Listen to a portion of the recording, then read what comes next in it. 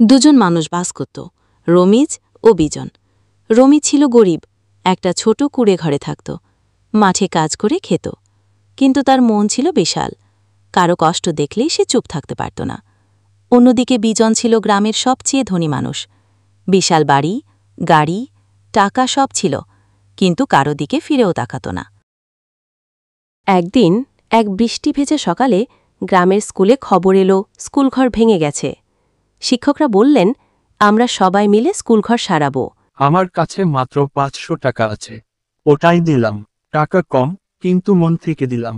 এটা তো সরকারের কাজ, আমি কেন টাকা দেব? কিছুদিন পর স্কুলের একদম সামনে একটা বড় লেখা ঝুলল, এই স্কুল গড়ে উঠেছে গ্রামের মানুষের ভালোবাসায়।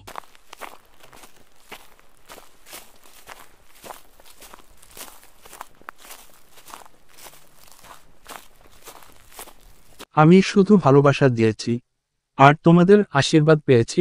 খুব।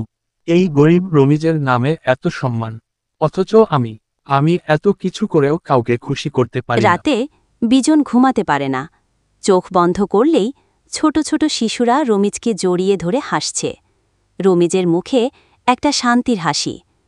পরের দিন সকালে বিজন গিয়ে হাজির রমিজের কুঁড়ে ঘরে।